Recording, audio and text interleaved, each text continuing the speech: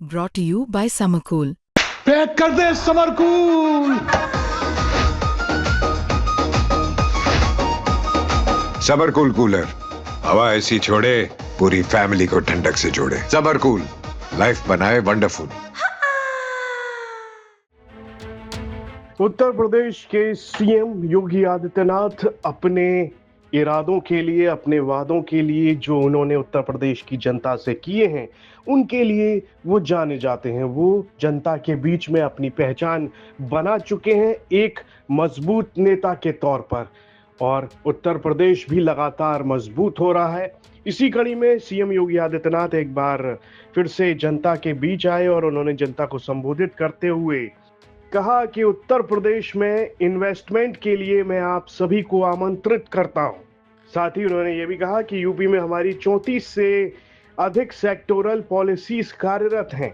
75,000 एकड़ का बैंक है। विद्युत की अनवरत सप्लाई के साथ सुरक्षा का बेहतर माहौल है। ये सब कुछ सीएम योगी आदित्यनाथ कहते हुए देखे गए, और इस सबसे ये भी साफ जाहिर होता है कि उत्तर प्रदेश काफी तेजी से विकास कर रहा है और विकसित होने की ओर अग्रसर है। क्या कुछ कहा सीएम योगी आदित्यनाथ ने इस दौरान, आइए वो सुनते हैं। बजट में हम लोगों ने शिक्षा मित्रों को, अनुदेशकों को, शिक्षकों को, सबको कहा, आंगनबाड़ी, आशा वर्कर, रसोईया, इन सबको, अगर इन सब की टोटल संख्या को देखेंगे तो अकेले इन सब की टोटल संख्या 10 लाख से ज्यादा है।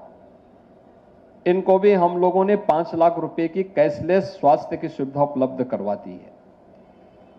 हर वर्ष 5 लाख रुपए की स्वास्थ्य की सुविधा। और जो किसी योजना में आच्छादित नहीं है उसके लिए मुख्यमंत्री राहत कोष उसके लिए हाजिर है। 1300 करोड़ रुपए मैंने केवल मुख्यमंत्री राहत कोष से उत्तर प्रदेश के नागरिकों को स्वास्थ्य की सुविधा के लिए उपलब्ध करवाए हैं।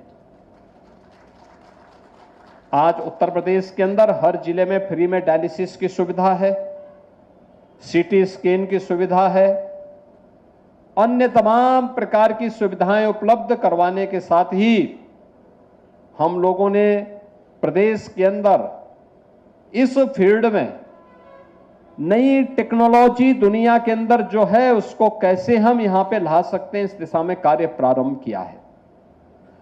जैसे मेडिकल के क्षेत्र में मेडटेक, मेडिकल टेक्नोलॉजी के लिए आईआईटी कानपुर और एसजीपीजीआई लखनऊ में 2 हमारे सेंटर ऑफ एक्सीलेंस बन रहे हैं। दवा जितनी भी उपलब्ध होती है, दवा बाहर से ना आए बल्कि अब इसकी मैन्युफैक्चरिंग भी और इसका प्रोडक्शन भी यूपी के अंदर हो, इसके लिए 1500 एकड़ के एक बड़े क्षेत्रफल में हम लोग ललितपुर में फार्मा पार्क विकसित कर रहे हैं। और जितनी भी इक्विपमेंट मेडिकल के फील्ड में लगते हैं, इन सब के लिए ये बाहर से ना आने पाए, इसकी मैन्युफैक्चरिंग यूपी में हो। आपके आगरा से ही 1 घंटे की दूरी पे यमुना अथॉरिटी पे, यमुना एक्सप्रेसवे में हम लोग एक मेडिकल डिवाइस पार्क की भी स्थापना कर रहे हैं 350 एकड़ क्षेत्रफल में। आज टेलीमेडिसिन के भी व्यवस्था प्रदेश में की गई है। हर एक क्षेत्र में कुछ न कुछ नया करने का प्रयास हुआ है और प्रयास का परिणाम आज हम सबके सामने देखने को मिलता है। हमने पूर्वी उत्तर प्रदेश में इंसेफ्लाइटिस जैसी बीमारियों को पूरी तरह समाप्त कर दिया है। इंसेफ्लाइटिस से पूर्वी उत्तर प्रदेश में 40 वर्ष में 50,000 से अधिक मौतें हुई थी। हम लोगों ने सरकार आने के बाद जब इसके लिए एक साथ सामूहिक प्रयास किया, आज इंसेफ्लाइटिस वहां पूरी तरह से समाप्त हो गई। डेंगू, कालाजार, मलेरिया,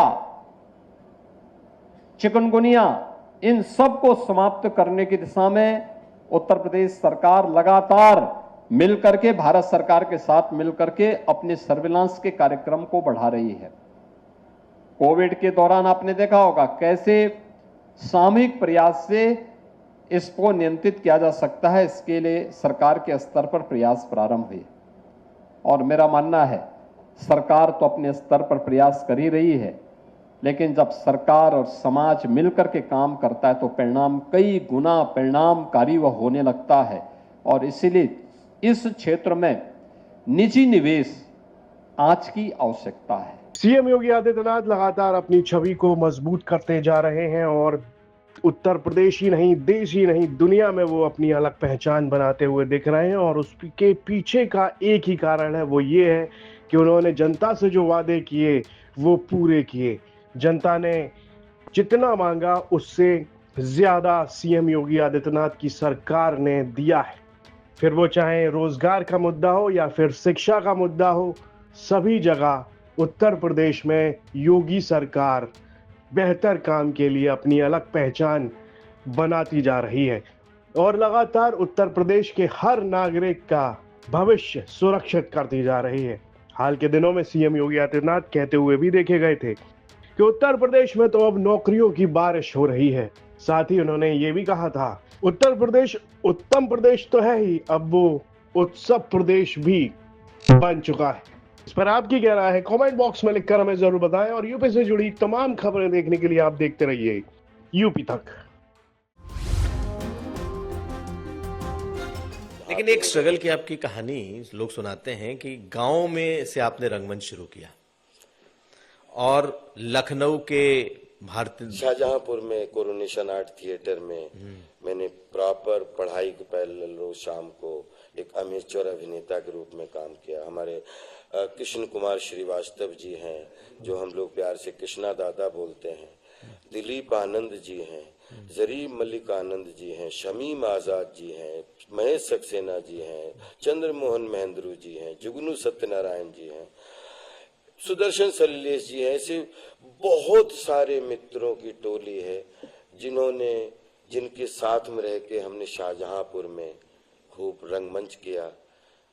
फिर उसके बाद भी सबसे अच्छी बात, शाहजहांपुर मेरे लिए बहुत स्पेशल क्यों है कि शाहजहांपुर ने मुझे लखनऊ और दिल्ली और मुंबई जाने से पहले मेरी रोजी दाल चावल रोटी मुझे शाहजहांपुर में जीवन भर के लिए सेट कर दिया था।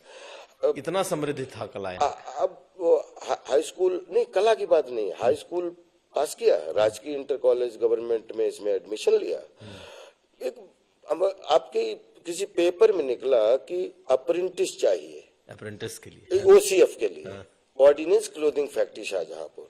तो मैंने भी फॉर्म भर दिया, उसमें 3-4 हजार बच्चों ने फॉर्म भरा, मेरा भी उसमें सिलेक्शन हो गया। तो मजाक करते करते 12वां फिर मैं प्राइवेट हो गया, क्योंकि 2 सरकारी संस्थानों में एक साथ नहीं। तो भारत सरकार रक्षा मंत्रालय के अंतर्गत मैं 29वें बैच का पास आउट फौजी टेलर हूँ, जिसमें अगर मैं अभिनेता या कलाकार कुछ भी नहीं होता तो आज शाहजहांपुर में अपने बीवी बच्चों के साथ में रह के प्रॉपर मैं ये ऑर्डिनेंस क्लोथिंग फैक्ट्री की सेवा कर रहा होता और अपना गांव देख रहा होता।